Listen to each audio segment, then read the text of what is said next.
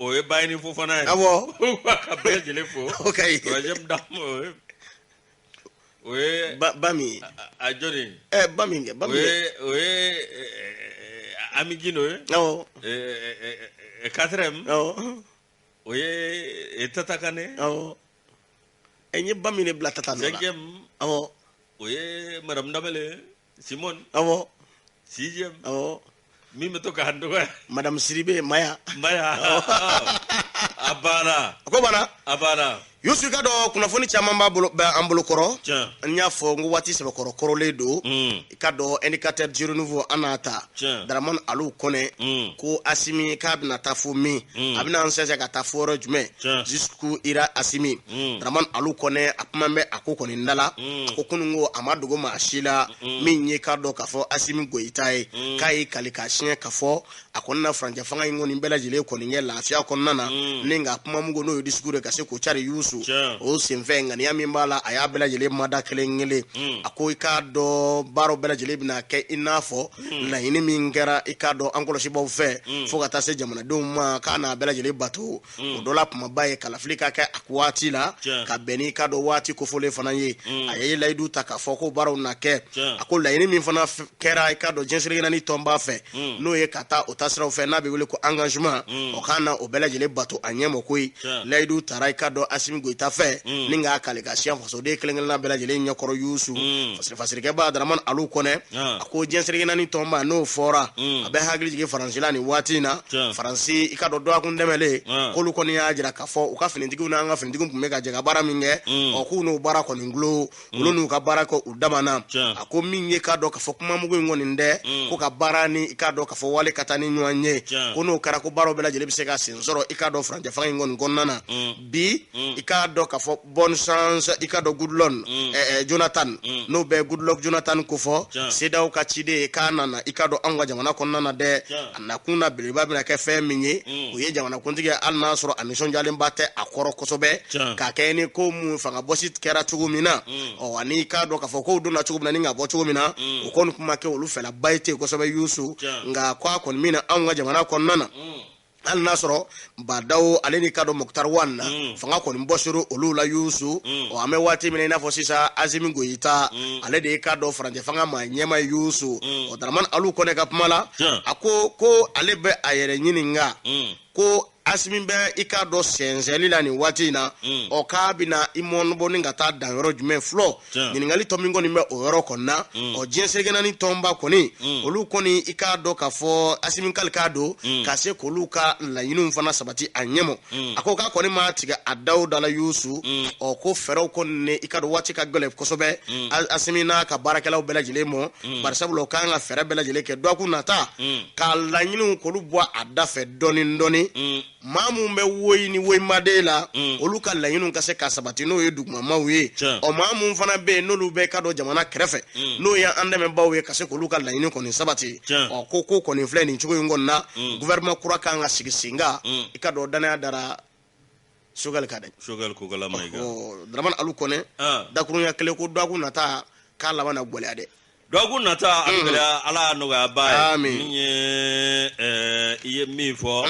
Asimu ale sigilen kɔ Asimu a sina ka wele bila jɔnni ma bawo o y'a sɔrɔ a ye maa dɔw sugandi a y'a jira k'a fɔ ko jɛkulu dɔ bɛ yen ko premier ministre b'u b'o la minnu a k'a dɔn jɛra ni k'u yɛrɛ di a k'a dɔn ka Ibrahim Boubacar Keita ale ka fanga dafiri min ye a k'a dɔn Baburama ale ka fanga dafirilen min ye a k'a dɔn o maaw minnu ye M5 RP jɛkulu caman don olu kɔni ka sugandili taara ka taa bɛn Choguel Kokala Mayiga ma min ye a k'a dɔn a sina ka Choguel Kokala Mayiga sigi Choguel n'i y'ale fɔ min ye a k'a dɔn tiɲɛ yɛrɛ la min ye a k'a dɔn politiki ye a dɔn man kana don min ye Choguel ni Asimu ka a k'a dɔn maa fila ko in yalima a na kɛ ba mugu ani ba ni mugu ta ye wa ko filɛ Badawo ni Mukutari ba ni mugu k'a bɛ kɛ olu ta ye wa ko filɛ sa dɛ k'a dɔn tiɲɛ yɛrɛ la min ye an ka jamana Jeli b'a dɔn k'a fɔ maa dɔw kɔni kɛ bɛ ka juguya ta k'an sɛgɛrɛ olu kɔni y'a jira k'a fɔ ko olu n'u kɔ don an na a galegale ye jɔnni ye min ye Faransi ye min ye ale kɔni y'a jira k'a fɔ k'ale n'a ka wolomasiri sabaw k'u n'u bolo da u sen kan min ye awka n'o tɛmɛna ka bɔ yen an jɛmɛ jɛkulu min na n'o ye CEDEAO ye o ye awka dɔn an minnu bɛ tilebiyanfan fɛ o jamanaw awka dɔn jamana 15 yalima 16 o ye k'a dɔn anw faralen ɲɔgɔn kan ka kɛ CEDEAO ye o jamanaw olu kɔni y'a jira k'a fɔ awa min ye olu an ka maa tɛna ye olu ka kɛnɛ kan n'o tɛmɛna ka bɔ yen o ni ani francophonie ninnu bɛɛ lajɛlen kɔni y'o mabɔ an na min ye aw k'a dɔn Asimu a ka dun ka kuma la a y'a jira k'a fɔ awa min ye ani ɲɛmaa dogo ye n'o tɛmɛna ka bɔ yen min ye aw k'a dɔn ko yalima a na se ka fɛɛrɛ ɲini o la wa ani Choguel Kokala Mayiga n'o tɛmɛna ka bɔ yen min ye aw k'a dɔn YNTM a dankɔrɔba YNTM n'a ɲɛmaa bɛ Yakuba Katile bolo min n'a tɛ sira a tɛ belege min ye ale n'a ka maaw olu ka wulikajɔ min bɛ yen n'u b'u k'u ka hakɛ ɲini yalima aw k'a dɔn min ye Asimu Koyita ani Choguel Kokala Mayiga u n'a fɛɛrɛ sɔrɔ o la ka tɛmɛ ba ni mugu kan wa n'o tɛmɛna ka bɔ yen Lajos ye accord min filɛ accord d'Alger an kɔni bɛɛ lajɛlen y'a jira k'a fɔ tɔ k'a jɛ bɛ accord nin na a ka lajɛ a yɔrɔ dɔw bɛ yen ba ma yɛlɛma ka kɛ o la Choguel Kokala Mayiga n'u ye jo ye jateminɛ kɛ ale tun bɛ kulo n'o dɔn k'a fɔ ale ye kɔrɔnfɛnmaa ye a tun bɛ kulo n'o fana ye ko ka toilettage kɛ a ye maliden bɛɛ lajɛlen bɛnnen don ka toilettage kɛ ka a fɛsɛfɛsɛ k'a toleri kɛ wala k'a tila k'a ko lajɛ a baara Lajosi k'a ko k'a jɛ an ka taa o ma tɛmɛ ka bɔ yen sema maaw olu kɔni y'a jira k'a fɔ olu na gouvernement Choguel Kokala Mayiga ko o ka dɛmɛ sugu bɛɛ lajɛlen na s'a ma n'o tɛmɛna ka bɔ yen kalafili min n'o kan ka kɛ février kalo san 2022 yalima awa k'a dɔn hakilina na sɔrɔ transition a na se ka s'o ma ni ka tila ka élection labɛn ani awa k'a dɔn fɛɛrɛ minnu bɛ yen walasa ni kalafili kɛra mankan kana ye a kɔfɛ jɛkulu dɔ tun bɛ yen u y'a sigi u y'a jira k'a fɔ o waati la ko jɛkulu kelen ye k'o de ka sigi ni ka kalafili bɛɛ lajɛlen ye awa ɲɛnabɔ ka kalifa o la yalima o na se ka kɛ wa yalima o na se ka sariya ɲumanw ni aw k'a dɔn bɔ ni hakilina ɲumanw ye walasa kalafili tɛmɛnen kɔ an kana mankan ye n'o tɛmɛna ka bɔ yen a jamana lakanali kɔrɔ marabolo ani camancɛ marabolo jamana fa bɛɛ lajɛlen don a gannen don o tuma ko yala fɛɛrɛ jumɛn bɛ Asimu ani Choguel Kokala Mayiga bolo walasa aw k'a dɔn ka lakana o bɛ se ka sabati cogo min na jamana fantan an kɔni sigi bɛɛ ka ninnu lajɛ transition kɔnɔ min ye an bɛɛ lajɛlen ka jɛ ka dugawu k'u ye transition ala k'a ɲuman tɛmɛ a tɛ se ka latɛmɛ cogo si n'an malidenw ma fara o kan a tɛ se ka latɛmɛ cogo si n'an m'u dɛmɛ n'an t'u dɛmɛ nkalon kan an kɔni sigilen don n'u fana ye sira ɲuman minɛ an b'u dɛmɛ n'u ye sira fara an bɛ an yɛrɛ yir'u la dɛ a b'a dɔn k'a fɔ ko a ye sira ɲuman minɛ Abana. Iklara wa? Wallahi. Yusu iklara? Umar Angoiba. Ni ale ka fasiri. Aba fo Asimu ye ko a ko membram sofo. Lala wa? Lala koni. Balala. Lala Jalo. Balala. Balala kadi dege. Yake o chatri na wa. Mo me si. Asimu jabo mo si dileni ngaine. Ne ma do abin nyisa pa ndo yoku. No, Sorasia est domaine de. Il faut nous ne pas sécurité défensive. Sécurité défensive.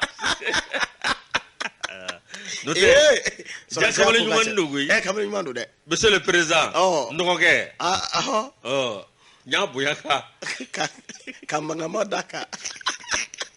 Monsieur le Président, Gaka Kolosi. Notre club de soutien mi bo fa be on rebe ma Choguel tabolé et fa amta balani fo lalay ouais effectivement monsieur ta balani fo lalay ta balani fo première elle club des amis de lala abed nafigi abana lala ekolosi hali tonche yorola lala ni ma kolosi go kumeka aka bonda la saw bo be de bajala de ma mali ka ke gu ni ma bo e kana ko cheza Mungoche femi ndok demaya kunga adamu demajala bono chejo bela folo adna na ya ay president so uchechuru lala terme so korobe nama ya telefleko akata ke relo tele fle sa to me wulu ka sigida la na abete me wa muganga be lala do ala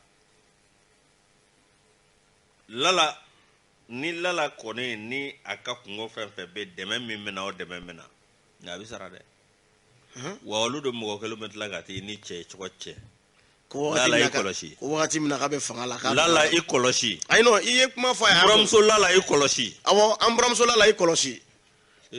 chukudi bramso ne bramso o te secret de défense wa Yusu ikado Mali tribune ale pambe transition ale bi akungango kibara Azimi Goita kai kaleka chien o yoro bela jele la sugal ko gala maiga hal na soro asuganti li akungango kubara chara o ko ale sina kadana da ikado o ka oro ni bela jele la ninga ke ikado premier ministre ye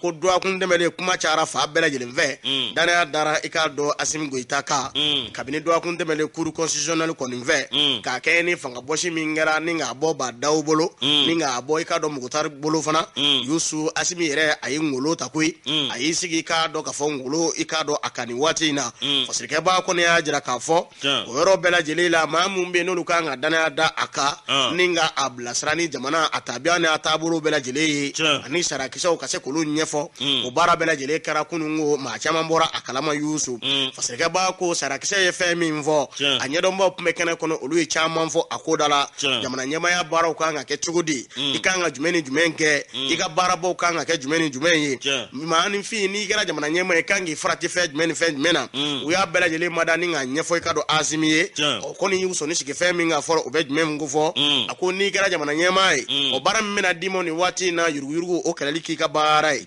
nyangani balia iko kalali fana kika barai ka faro bela jele koninga mimbe talike minga ngani miye ko bla o mine konnana o baro ka ke barshabla ere bela jele samve Yusu parce que ba ko mamimbe na be wole le bâtonnier de l'ordre des avocats maître Mustafa Cissé ale koni e kuma baw fo ka kuma chama mvo mimbe ikado ka fo Asimi ka bara baw koni ngofo akange nyesi femu ma ikado bunya konnana wala saje mana be dinga mi ngono abse ka bo dinga kono chugo mina Yusu parce que ba ko kuma fo le ngoro ko ka bampeu Asimi ngoni ikado ayi kalika chien ka fo ayi kuma mvo na teme kuma nunu bela jele sra koni mve ma do be kuru supreme togola wa fi ugaden Cissé ale fana ikado hakila jigi ngoni nge ka fo mi ye bamba cha kelali Asimi iseni bolo di amokoi wala sa jamana do mi se ka lafiya chugo mina anga jamana konna na Yusu yo kuma bela jele koni mvo ninga soro ka fo mi metalike jamana kalaflu mu mena ke no be ikado jamana konti kalaflu ko fo iya fo ikado kina baro bela jele koni nge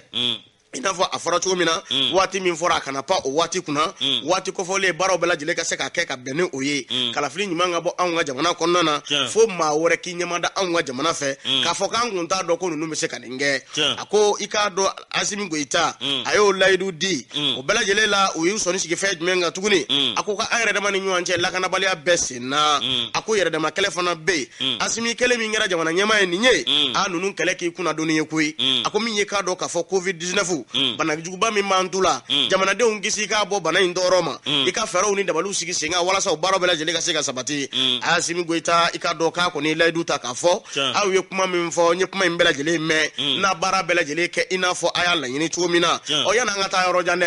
mi nye jamana ka Musa ga mi dobo ola owo na sara million mugan sa be million tan flabwala abana ka odi faso ma abana million shegi misali do quoi misali do no nyana no o nyana debo fora akalo korondona o se ka ko soni docteur ayo de fo ka bi soni sugo oka kene ya ko sraw fe yaye ani aramadian de mesraw fe ka bi soni sugo oka ko so Yusu ako Asimi o kuma fo tigara wara la fa bela jelen fe ira ka chewila de joni ibe joma mulo isaka ojinge ale willa katige fla korota ayen nfo faso do abi lafia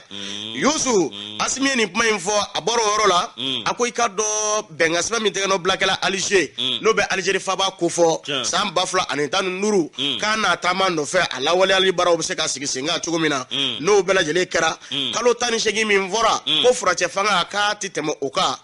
idwa ke ka puma do de hali klikilende laka kalo shegi kalo tan shegi hali kile kelen ti yɛlɛ a kan i hakili bɛ dɔgɔkɛ ka kuma la a banna i dɔgɔkɛ jɔn don jɔni Asimu tɛ yan non Asimu cogo di a sɔn tan Amadu Aya Sanogo voilà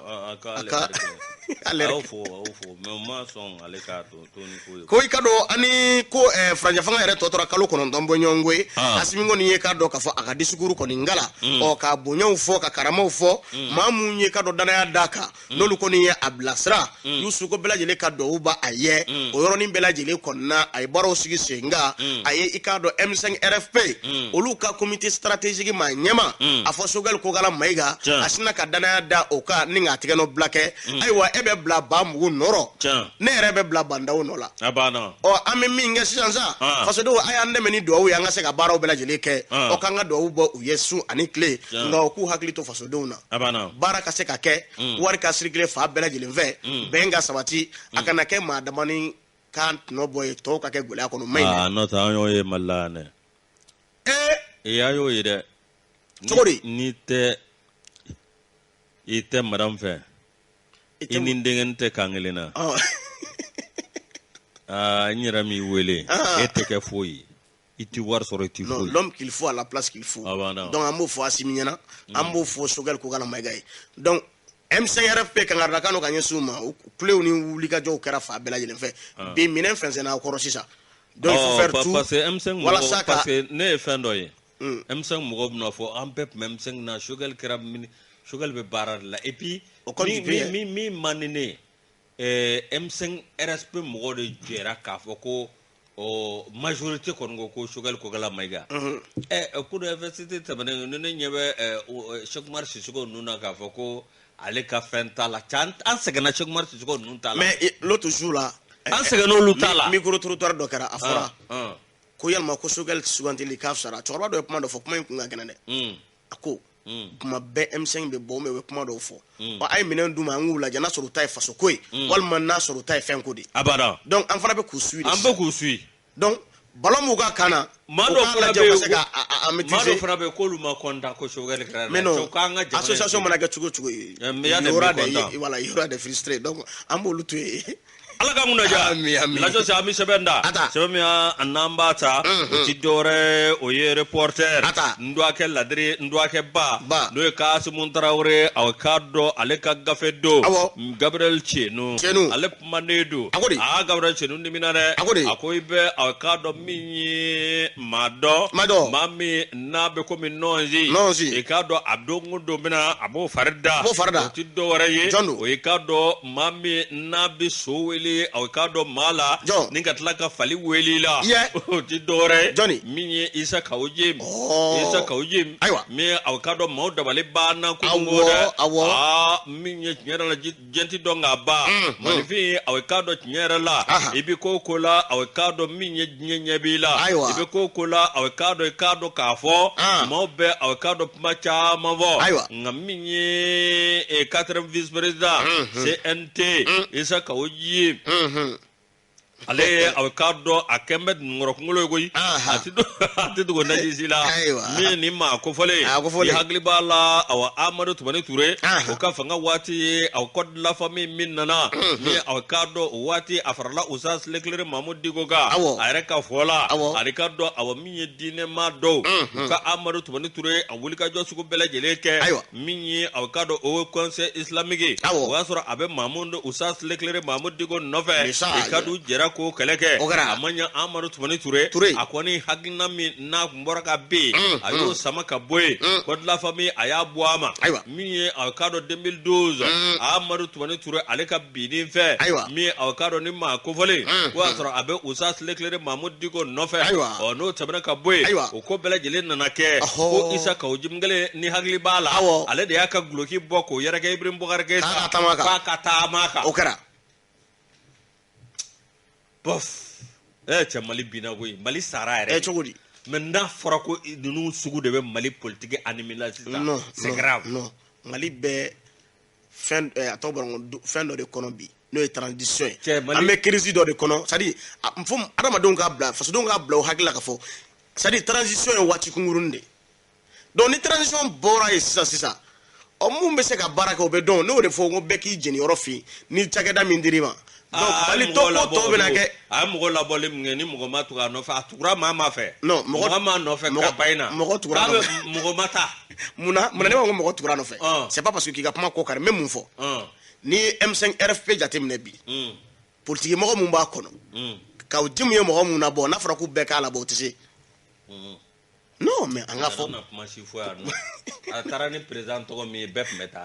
ni kun ye bɛ ka tɔgɔ fɔ bɛɛ tun bɛ taa il est c'est-à-dire seul contre a taara ni a kelen pe a taara ni Asumu tɔgɔ de ye wa a ma ɲɛ a bolo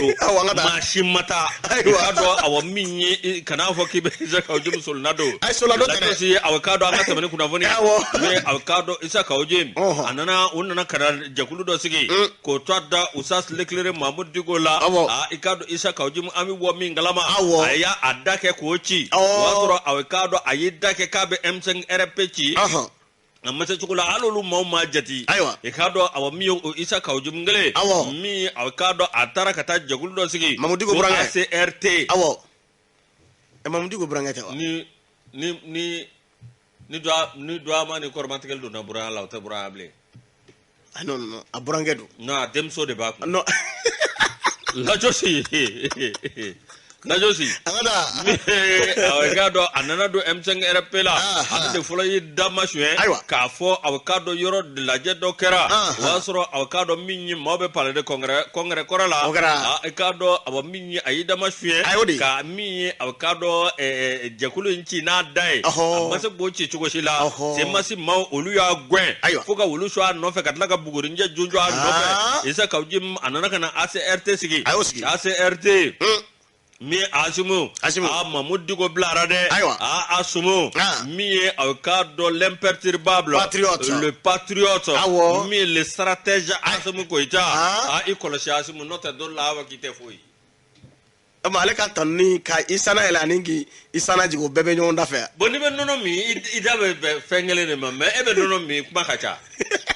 o nɔnɔ kɔni ne ma n'o nɔnɔ tiɲɛnen tɛ o nɔnɔ mugu Lajosi Isa Kawoje ngele a kunu ni ku ye a min n'a tun bɛ dakasa ko min ye awɔ k'a dɔn mun tagatal la a b'a ko awɔ k'a dɔn maramusi kɛtuso la a b'a ko Choguel Kokala Mayiga la min ye awɔ k'a dɔn investisseur la sa min ye Isa Kawoje min ye i k'a dɔn tiɲɛ yɛrɛ la k'a taara ka taa awɔ k'a dɔn Choguel Kokala Mayiga tɛgɛ minɛ i b'a fɔ ko fiɲɛ dɔ n'a ka bereminɛ na o ma bere bɛ jɔn bolo ale bolo kɛ Isa Kawoje bolo fɛrɛ tun bɛ Choguel tun bɛ TV taba la ka sɔrɔ wala a bɛ ka nin kɛ Choguel c'est ça le Mali nin nagara sugu de ma c'est ça le Mali fo bɛ Choguel minɛ a bɛ yɛlɛ la a bɛ ka fa bɛɛ lajɛlen lajɛ ni aw k'a dɔn Isa Kawoje an ka premier ministre na tiɲɛ yɛrɛ la an ka premier ministre tigɛ premier ministre na e de kɛra premier ministre min ye aw k'a dɔn vive Choguel vive M5 RFP hali n'a sɔrɔ a bɔra k'a ko M5 RFP kun sara k'a ko ban bɔgɔbɔgɔ k'a kununa dɛ kasɔrɔ non mais nin c'était wallahi ko dɔ bɛ yen ne ka hɔrɔnya ni n ka danbe kosɔn ne tɛ se k'a kɛ o fana man ɲi ne tɛ se k'a kɛ adamadenya yɛrɛ de bɛ ci wallahi fɛn dɔ bɛnnen tɛ dɔ la fɛn dɔ bɛnnen bɛ dɔ la ka tɛmɛ dɔ kan e yɛrɛ ko ten i ka hɔrɔnya t'i permettre ka fɛn dɔw kɛ jamana ko tɛ wa an tɛ taa sugu la wa kafe Nigeri dɔ min k'i dusu da dɔɔnin groupe commerce a ko min ye ka dɛmɛɲɔgɔnya ta ka maaw sɛgɛrɛ se tɛ maa mun ye o baaraw sigira sen kan OPAM fɛ Yusu ala ni gouvernement ka wuli ka jɔ Mahamadu Ture nin y'a ka fasiri ye fasirikɛbaa ko min ye tɔni 100 bɔ ɲɔgɔn balo o kɔni de tilara nin cogo in na min bɛ tali kɛ malo i k'a dɔn ɲɔ ani kaba o dira i k'a dɔn k'a fɔ maaw ma ni ka se k'u ɲɛji cɛ Yusu ka kɛ n'u bɛ gɛlɛya min kɔnɔna na ni lajarabiw o sɔrɔ fasike b'a ko a dira jɔn ni jɔn ma jɛkulu min bɛ n'o bɛ muso cɛsabaatɔw ka jɛkulu kofɔ kɛrɛnkɛrɛnyana finitigi minnu n'olu tanyana kɛlɛkɛyɔrɔ la n'u ka denbaya bɛ yen i k'a dɔn ka fɔ ka se ka dɛmɛ ta k'olu sɛgɛrɛ tɔni 52 bɔ ɲɔgɔn ko Yusu o tɛmɛlen kɔ kɛlɛ kɛra sababu ye ka maa minnu bɔ u sigiyɔrɔ la Yusu n'u bɛ i k'a dɔn Bamakɔ walima n'u cacarilen bɛ jamanaw kɔnɔna na Yusu tɔni 25 o dira olu ma ni ka tila k'a tɔ ko association des chômeurs o association jumɛn de Des sauveurs. Des chômeurs. Nous t'es pas par là. Nous t'es pas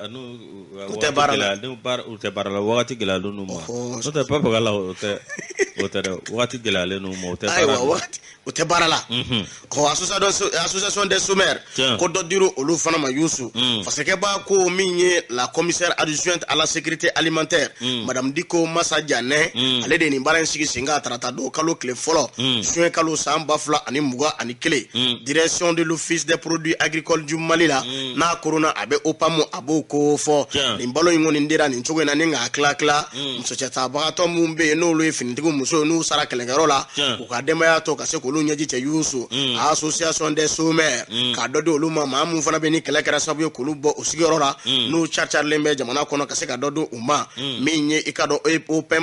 opam manyema no be ikado colonel Ousmane Dambele ko fo ale ka wuli ka jo barka boyana na kosobe ako minye kado ka fo Madame Diko ale temeno ka srafe ninga se ka bara nunu sigi singa ka se ka di mauma mamu mbe no lukanga ni soro lafia kono na nyonde me ambu kadra kono na yusu ako ma chama mbe bi olu koni chetana Said Batu uye utado ba kubu ko meninga tu jarom na yusu baloko ka gele dendani mu bolo demsanu mu bolo fausara ka yatimetu uko abike chugo di yusu ni dunya anga fini tugulaje ubita kele koro de la yusu jamana biseka kuma bocho mena utsara ikado mu boda la yusu ono ko ni ngara faso ka seki hakilito ula odi kama uye ni bara nsigi singa wala saka baloko ni nda ka dinu numa ka jira ka fo aucho sara komina ko fitini nte jamana ko de do jamana fana hakilina bitu ula sanga ani wati ka hakilitu la ka seka baro bela jele sigi singa opam manyema ale ko ni ya jira ka fo ni ndili gouvernement fe ko anaka amanunu na kakande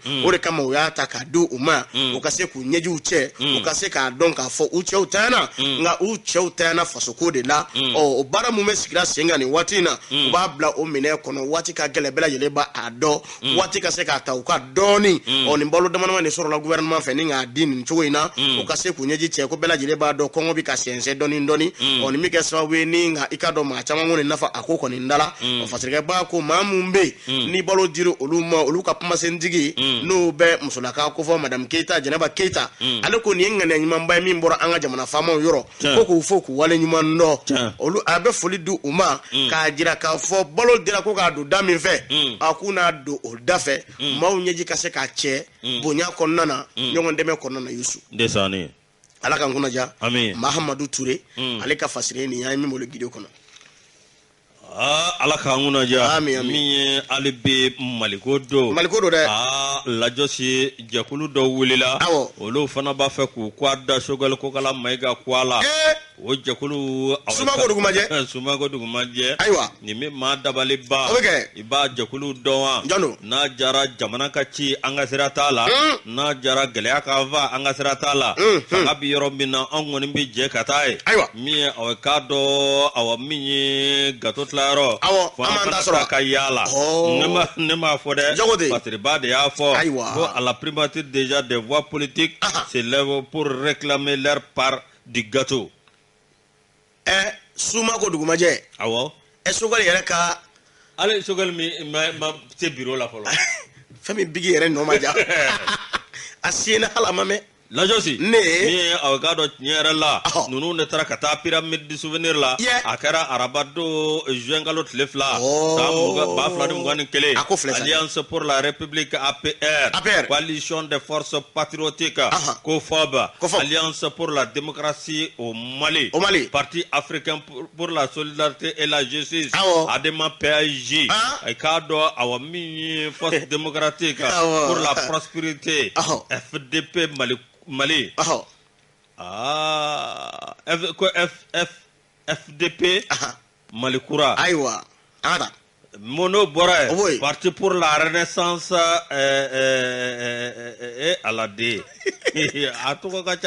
parti pour la renaissance nationale Parena parti pour le développement économique et social PDSI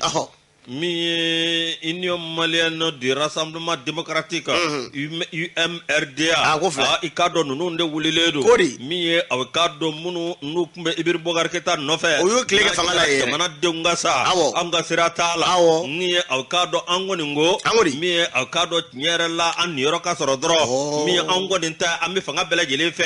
ni je kulu kele mi awkado nunu ndugura ami Alpha Omar Konare nofe o ma tebeka boy amadu tumani ture nale ikado do pume we fanga chamange no boray ibrim bogar keta nale nunu me kalka shena ni ibrim bogar keta te ande dore fo ya soro jamana do me kamana gwana mi awkado parti min be nale ngabo ni mali parti bela jele na to ke me ma damado ni bi o e adema PJ adega jani parti adega jani debe alef de kachao adema PJ no boray boy ibe parenado me parenado ke saraji jama ma ke saraga El Haji bi ke da klela ada nunu de kema go to faranywanga koluta munu awekado wati mina miye awekado société civile jamana deun miye barakelaw bela jele farale nyanga kandoro la jamana ka yelema wasoro awekado lubu taduna mambe olu gasirate mali deuna fanga bine ngo bi ikado ko awa minye nyera la ko o shogal ko gala mega ka kada ele bela jele ye jamana de bela jele parti politique bela jele non vous préparez qu'à 2022 kono c'est-à-dire texte ou jelendo anyema amero mna comme santé fait masi de ka kalado anga atobra ngo adema mo la meble masi te cheblen drame nous na meble voilà anga kodo sinon allez attaquer dans meke mali kono ibrim bokar keita clela Cheble ne kuma nyefa ye ataki ba kelen kema duru mais ante ko meuble et puis abet la kani fait problème mimbe affaire scandale ba ale kuma bela wuli kabina wele la fa wajulu ko mo vraiment petit monsieur ko kuma fora yo le petit monsieur ko la josi mi avocado kube tu hakilna ko mi avocado sedao hakilna ko ubetugo Union African ogrina ko ubetugo Nations Unies akila ko oludungo ko luka avocado foetna ti maletege mi avocado ko ne fanga sina maton wulile mi transition no nunse ka foike la josi ni avocado e sugar ko kala mega le ko de premier ministre b avocado awa minni premier ministre ay artika jabolo cikisila M5 RP ko te do wara ko te gato ko te gato ko te ma mimbe ka fo mi se barala ni wati ka ke ko ne parti politique ma do yera ko yalma ni ma do wara wa ikado ko belejele toyi mamunu mbe se barala bi ka baraka ka doluba et puis d'abord fanga en rekoloshi de 1 Badaouni Mukhtar Tara kano de fora no lutaro abana asimi aleni sogal ko gala maiga de be faso dum fana sigreme kala je neko finintigo de dowa walma Badaouni Mukhtar de dowa souffle akene fle fana donc kene rebina dale faso dum bina laje dumare bala noko drone taitien drone be faso kola jonde faso kola le temps wala sa jamana nga se ka bono wala te dokara ni nasa anye chema iber kulubalu be a ministériala ça n'a rien donné. On a vu les Tcheblen Dramé, on a vu les Tchemogo, on a vu les quoi ça n'a rien donné. Olumba kelo metla ka wuli tukudi. Mais non, politique est réveillée. Ni be fanga la ni fanga bla bina kengara da bae. Murato ni ko ngara made ni be barala ika baraka bunya kono saria wi mufo baraka no ngara da bae fana saria dodi. Beba do abita chugumina. Shini ngene ma ebe fanga la be shini bisigi yere so ngara da bae la. Emi fana be ngara da bae la shini bisigi yere so fanga la. Donc il faut faire attention. No engante ma meka ko salita do note ala kana mbaloke politique. Ya rab. Me kana fode. Mali politique jamana kodo ma nyine ala fe. Politique jumay. Mali politique ketugo mbebi. Wala mba nyine ala fe. Nga balo kana sere Mali politique parce que ni jamana e réclamer ça. Voilà. Ni joro do c'est que jamana serve ka sorti n'est pas politique. C'est que ni e ka lajeban wati era kuruna nunu politique mo nu ni mi ima soro mi ni dokal leno bi Tcheble ngote opposition na Tcheble ni Soumaïla ndongo ta campagne o kara sa campagne Tcheble ma tatuguni o kara kosani na tour récemment ante abana en gringa jo ni fo o lu bekera o kara o na fora ka foko maa minnu ta tɛ jamana ko ye fo n yɛrɛ ka ko o jamana politique ne t'o fɛ o wagati la. donc an bɛna jo di anw ka fadɔni den ma o la sa dɛ. jɔnni ko don kɛ. Bakari wa? Bakari t'o la kɛ. Bakari jɔnni ko don dɛ. Bakari y'a kuma fɔ a mɛnna. Bakari y'a fɔ dɛ. Bakari Togola ye nin kuma in fɔ yan ko jɔnni ko don a ye jɔnni jɔ bɛɛ da. An y'a kuma ne mana ni ko APR ko coalition des forces patriotiques ko FOBU Alliance pour la démocratie au Mali Parti africain pour la solidarité et la justice ADEMA l'Alliance des républicains et les progrès ARP Force démocratique pour la prospérité ADP FDP ADP FDP Koura FDP Koura Parti pour la renaissance nationale Parena Parti pour le développement économique et social PDS yɛrɛ o bina o kabdo ba dɔbɔ ɲɛma ko olu yɛrɛ de olu yɛrɛ ta jugara parce que ani IMRA danaya dara olu ka chef kan 14h yani 16h cɛ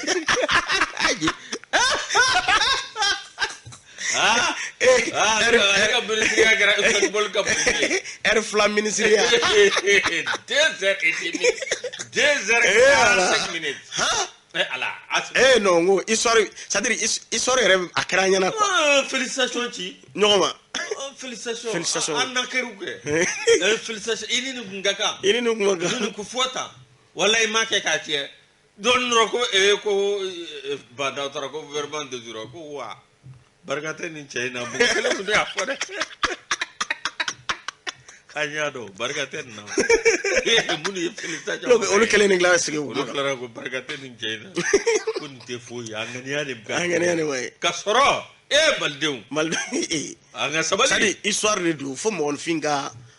c'est-à-dire ko bɛɛ bɛ ka jira an na kelen kelen an kan ka mun ye san 30 a jate minɛ mɔgɔ b'a ko Musa Mine tile mɔgɔ b'a fɔ ko ɲɔbilenni san mais a jate minɛ a bɛɛ kɛra an ɲɛna tout récemment IBK fanga Badaw fanga Asimi fanga R fila ministériya kalo 6 députéya a bɛɛ kɛra an ɲɛna sisan mais fɔlɔfɔlɔ an bɛ jumɛn mɛn Musa Traoré tile an b'o de mɛn Modibo tile an b'o de mɛn ɲɔbilenni san an b'o de mɛn u ye muso wele ka na ko i ka kasidi fɔlɔ bɔra waati jumɛn ɲɔbilenni san ɲɔbilenni san ani tɔbilen bɔ sa Yusu i ka dɔn fasiri min taa n'a ye MP4 olu fana wulila k'u bɛɛ i ka dɔn bɛɛ lajɛlen bɛ se ka don gouvernement na cogo min na un gouvernement de consensus un gouvernement consensuel ko olu ŋaniya ye k'u ka dɛmɛ bɛ fili Yusu min ye i k'a dɔn k'a fɔ gouvernement kura min kan ka sigi sen kan furancɛ fanga i k'a dɔn a tako filanan tako fɔlɔ ye Badaw ye filanan ye Asimi Dawo ye Asimi Goyita ye ne sabanan yɛrɛ mugu 1 ni mugu 2 non n bɛ président de ma voilà président ya la o ye tako voilà premier ministre la mugu 1 mugu 2 mugu 2 yɛrɛ kɛra 2 heures de ye mego mugu 2 kɛra mego de ye mugu 2 kɛra 2 heures ye Yusu a fɔ i k'a dɔn MP4 olu kɔni ye jɛkulu ye mun faralen don ɲɔgɔn kan k'u bɛ finitigiw dɛmɛ i k'a dɔn u ka baaraw kɔni na a ko min ye i k'a dɔn kalo tile 2 juin kalo san 2021 u ye kunnafoni baro sigi sen kan ka wele bila M5 RFP maaw ma maa ɲɛmaa n'o ye i k'a dɔn Sugali Kogala Mayiga ye ko gouvernement kalifalen bɛ a la ale de ye k'a dɔn ministres bɛɛ lajɛlen ka maa ɲɛmaa ye ko n'a ma ɲa k'a bɛna ministres don n'a bɛna gouvernement kura sigi sen kan k'a ka fɛɛrɛ bɛɛ lajɛlen kɛ bɛɛ lajɛlen sen bɛ se ka yala cogo min na MP4 de ma wuli k'olu bɛ contre marché kɛ yan o kɛra yan tuguni MP4 kelen maa dɔw ka t'u fara ɲɔgɔn kan ko u bɛ sira da M5 ye o y'a sɔrɔ jamanadenw bɛ tɔɔrɔ la olu de wulilen wala an tɛ siran hali jinɛ ye olu mɔgɔw de wulilen filɛ bi kabakɔrɔ denmisɛnninw ye kabakɔrɔ k'a la Sogɛli ni Asimu n'u ye maaw cɛ ka taa n'a binna min kɛra Bandaw la o ɲɔgɔn bɛ k'u la min kɛra Mugu la o ɲɔgɔn bɛ k'u la non n'u ma baara kɛ dɔrɔn an balimakɛlenw bɛ an bɛ bɔ ka taa mɔgɔw fara ɲɔgɔn kan ko union fɛn dɔ n'an man ɲa u k'a bɛɛ kɛ technocrate mɔgɔw bi kɔ dɛ a donna ta bɔra tan dɛ non karisa y'a c'est-à-dire n bɛ min fɔ Asimu kɔni ɲɛna a k'a fɔ Lala ye Denbajala ko a k'i ɲinb'o la cɛ hali bi ye o yɔrɔ la non parce que ni i cɛ kɛra fɛn dɔrɔn hali n'u ma wari sɔrɔ cogo ɲɛ u bɛ non an ka sigida denbajala bɛɛ bɛ na concert dɔ kɛ sa ko denbaya di a ma kɛ awɔ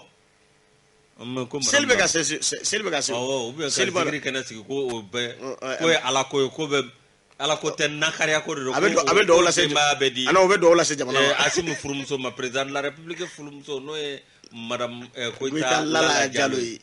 n buramuso kana sɔn dɛ n buramuso sɔn buramuso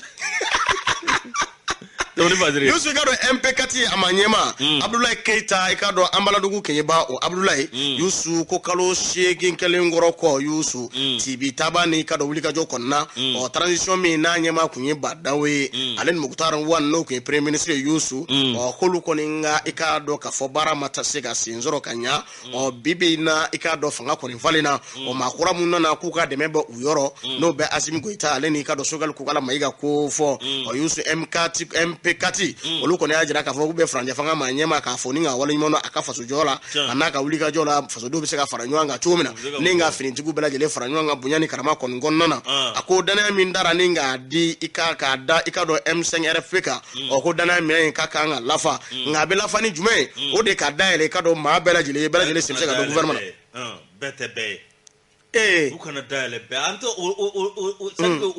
o nakariya ko ninnu fɔ an k'o de dabila tɛmɛni fatiri ko ka fasoden bɛɛ lajɛlen fara ɲɔgɔn kan i ka dɔn une large concertation dans le but de former un gouvernement consensuel o kɔni y'o kuma fɔ Yusu i ka dɔn k'a fɔ bɛɛ lajɛlen sen bɛ se ka don a la cogo min ka gouvernement kura sigi ka sigi ka fɔ baaraw sigi sen kan MP4 a ma ɲɛma danga Alassane Tangara ale kɔni y'a jira k'a fɔ ko an bɛ waati min na i n'a fɔ sisan an ka ɲɔgɔn i ka dɔn k'a fɔ sen bila ka ɲɔgɔn tigɛ minɛ Yusu n'o kɛra ko faso in min bɔ nɔgɔ la an ka se ka farancɛ fanga in dɛmɛ u ka se ka baara kɛ bonya ani karama kɔnɔna na walasa jamana in ka se ka bɔ i ka dɔn gɛlɛya la ko n'o tɛ kuma bɛɛ maa bɛɛ binna anw ka jamana de bɛ dafirili la an bɛ talo fa bɛɛ lajɛlen fɛ MP4 ka minnu soutenu olu de y'a dafiri MP4 an bɛ yɔrɔ min na komi bi k'u ye kunnafoni baro kɔni sigi sen kan k'a fɔ k'u ka dɛmɛ bɛ finitigiw ye u ka dɛmɛ bɛ i ka dɔn Asimi ye Lala cɛ i ka dɔn k'u ka dɛmɛ bɛ a ye ale ni Sogɛli Kokala Mayiga a banna Sogɛli tɛmɛ ni ko ye ko b'a bolo sa dɛ ko b'a bolo waati sera ne kɔni bɛ min dɔn hali u ka Moro Sanogo ninnu ni Daba Tunkara ninnu ni Madu Dunbiya ninnu wele i ka kuma in ka ɲɛ parce que ministre ye fanga bɛɛ k'olu ɲɛna yan awɔ mais est-ce que olu y'a bɛɛ ɲɛfɔ Moro bɛ sɔn parce que Moro Sanogo parce que a ko min bɛ sen na sisan i ye ladiri ye u dalen b'i la u b'i wele k'i griller fɔlɔ ka sɔrɔ k'i bila non ministre des va-et-vient et des affaires inutiles Moro Sanogo Kulubali yɔrɔ ɲuman cɛ ne kɔni bɛ Asimi ka planter y'a fɛ wala ci non e bɛ se ka kɛ Lala ka chauffeur ye o ayi non e bɛ se ayi e bɛ se ka k'a ka chauffeur ye n buramuso don ni welela ko sagitalaw fana bɛ yen ko fɔ dɔw fana bɛ taa ko bɛ taa président muso dege saki minɛ cogo la démarche ni k'an ka jama fɔ cogo a n'a kɔrɔmatigɛliw ala o tuma a wulila ka jɔ a nka bɛɛ ka di ne sa namaya de Ala tɔgɔma cɛ sagi minɛna ninnu kana sagi minɛna Lala buramuso Lala o to yen Yusu waati sɛbɛkɔrɔ kuruna an bɛ lamɛnbaaw fo k'u waleɲuman dɔn aw ne bi bɛɛ kɛ kankarida la Asimu sabali maliden lajɛ i k'a dɔn Asimu non il est timide Ala ye président ye Ala ta ye président ye nka Ala ye si min n ka kɔrɔ ye mais min fina Asimu i kɔlɔsi maliden na an y'u ye IBK nɔfɛ yan an y'u ye Alpha nɔfɛ yan an y'u ye ATT nɔfɛ yan an y'u ye Musa nɔfɛ yan i hakili tɛ Jarakɛ la kuma i hakili tɛ Moribu la fanga rɔ ko an k'u ye o kelen nɔfɛ ayiwa Yusu an bɛ foli kɔni kɛ bakuruba foli ye ka foli di k'a dɔn radio partenaire ma an m'u fo daminɛ la an b'a daminɛ radio i ka dɔn Bɛnkala Kɛrɛwanikaw fɛ ka lamɛnbaaw fo k'u waleɲuman dɔn radio Danbe Kɛrɛwani ka lamɛnbaaw fo k'u waleɲuman dɔn radio